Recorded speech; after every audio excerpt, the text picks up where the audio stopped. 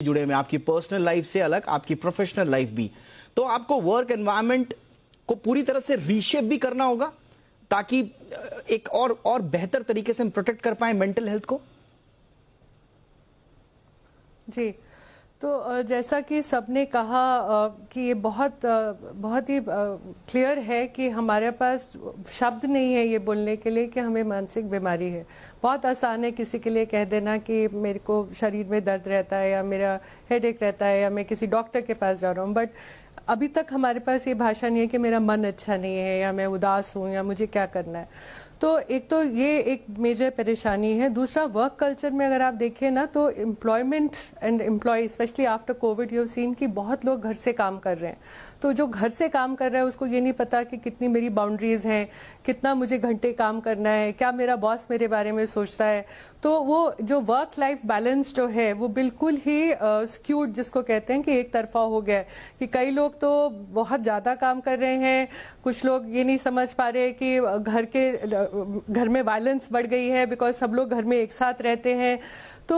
वापस काम पे जाना, वापस काम में रहना, और आई थिंक कहीं बहुत हद तक ना, अब क्योंकि कोविड ने हमें एक भाषा दे दी है, काउंसलिंग कराइए या आप मेंटल हेल्थ एक्सपर्ट के पास जाइए, तो सबको समझ में तो आने लगा है कि मेंटल हेल्थ एक्सपर्ट के पास जाना चाहिए, बट अभी भी बहुत गैप्स हैं डिलीवरी में और लोगों की क्या आस्क है।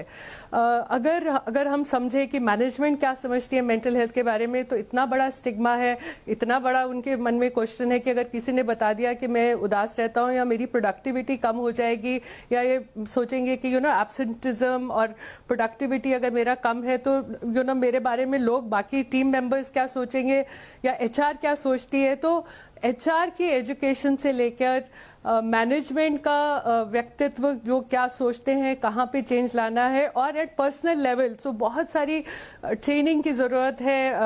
At a corporate level where people understand that mental health is like any other health. You go for a physical health checkup, आपको वैसे ही मेंटल हेल्थ चेकअप के लिए जाना है। जो सुविधाएं आपने फिजिकल हेल्थ चेकअप के लिए दिया, आपको मेंटल हेल्थ चेकअप के लिए देना, और ये बहुत ही नॉर्मल बात है। हम सभी को होता है, कभी ना कभी हमारा मन उदास होता है, किसी की बीमारी थोड़ी लंबी खिंच जाती है, और एक सेंसिटिव एनवायरनमेंट काम में और कुछ पॉलिसीज ऐसी जो कि हो, तो वो बहुत इंपॉर्टेंट। और आपने जो शुरुआत में जो सबसे इंपॉर्टेंट चीज बोली,